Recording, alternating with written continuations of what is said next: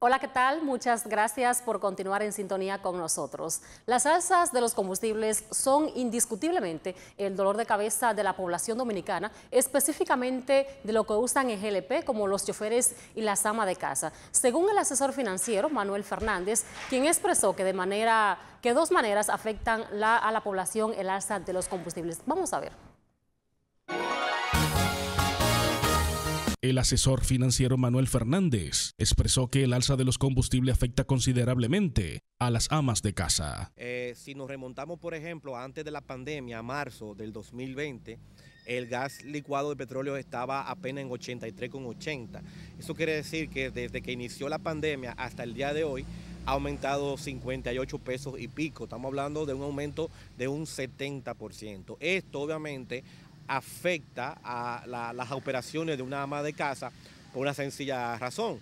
El ama de casa va a tener que disponer de más recursos, de más dinero para pagar el GLP y va a disponer de menos recursos para comprar otros artículos del hogar, lo cual obviamente afecta el presupuesto del hogar. Explicó que el tema de las alzas de combustibles es muy tedioso para el gobierno.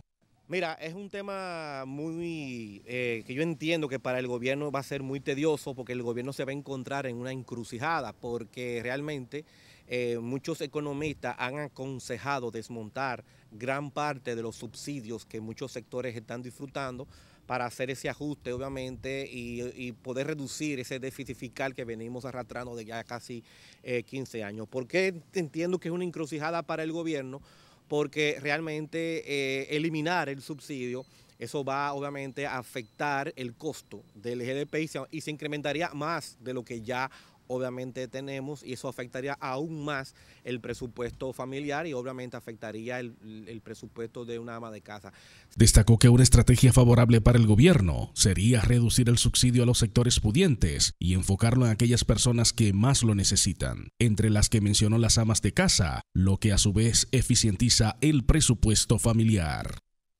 Para Por Aire, Mar y Tierra, yo soy Heures Fernández. Viendo otra información, el doctor Miguel Ortega, él es el director del Hospital Presidente Estrella Ureña, explicó que en ese centro de salud no se cumplió la disposición del presidente Luis Abinader de no brindar servicio a los extranjeros a menos que no estuvieran en una emergencia. Vamos a ver. El director del Hospital Presidente Estrella Ureña y de la maternidad René Clan de Guzmán, el doctor Miguel Ortega, explicó que por un tema de humanidad violó la disposición del presidente Luis Abinader. ¿Qué pasa con esa declaración de nuestro señor presidente? Que nosotros, por un asunto de humanidad, violamos su recomendación. ¿Por qué? Porque nosotros estamos recibiendo ya parturienta en una labor de parto franco.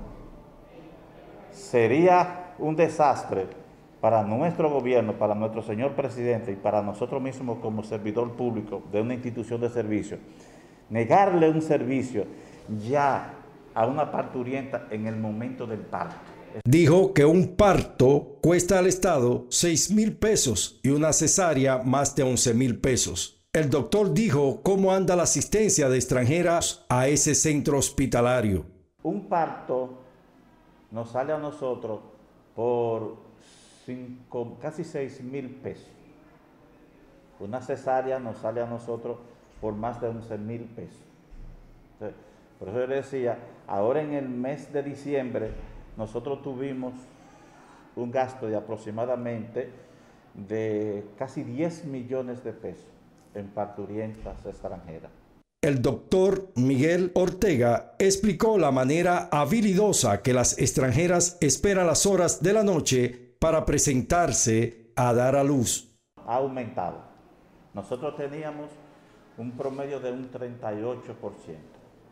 Ahora nosotros estamos ya picando a los 40, 42%.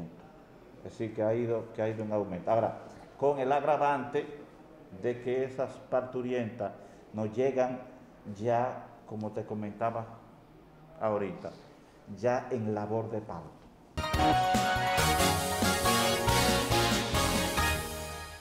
Los niveles de violencia han aumentado en los últimos días en la población dominicana. La psicóloga clínica Mirta Gómez explicó que existen varios factores multicausales que influyen.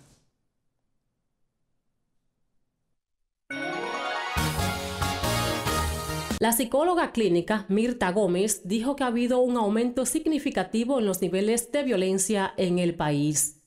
Mira, en el caso de nosotros como psicólogos clínicos hemos visto un aumento. Obviamente hay muchos factores, es multicausal.